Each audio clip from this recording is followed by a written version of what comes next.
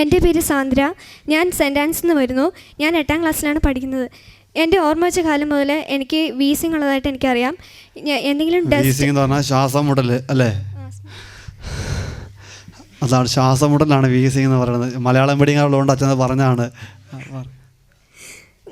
എപ്പോഴും എന്തെങ്കിലും ഡസ്റ്റ് അടിച്ചാലും പിന്നെ എപ്പോഴെങ്കിലും ഇങ്ങനെ വല്ലാതെ ശബ്ദം എടുത്ത് എന്തെങ്കിലും സ്ട്രെയിൻ ചെയ്ത് എന്തെങ്കിലും ചെയ്താൽ എനിക്ക് അന്ന് രാത്രി കിടന്ന് ഉറങ്ങാനേ പറ്റില്ല. മരുന്ന് കഴിക്കാതെ എനിക്ക് ഉറങ്ങാൻ പറ്റില്ല.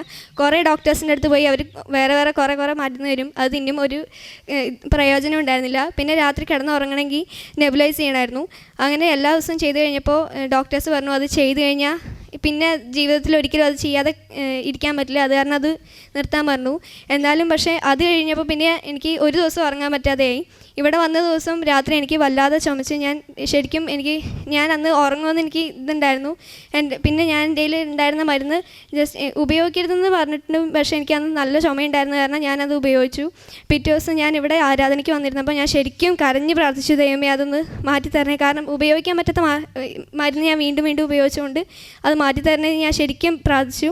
അന്ന് രാത്രി മുതൽ ഇപ്പോൾ വരെ ഇപ്പം ഞാൻ ഡസ്റ്റ് അടിച്ചിട്ടും തണുപ്പായിട്ടും ഉറക്കെ സ്തുതിച്ച് പ്രാർത്ഥിച്ചിട്ടൊന്നും എനിക്ക് ഇതേവരെ ചുമയും ഉണ്ടായിരുന്നില്ല, ശ്വാസം മുട്ടലും ഉണ്ടായിരുന്നില്ല. കർത്താവിനെ മഹത്വപ്പെടുത്താം.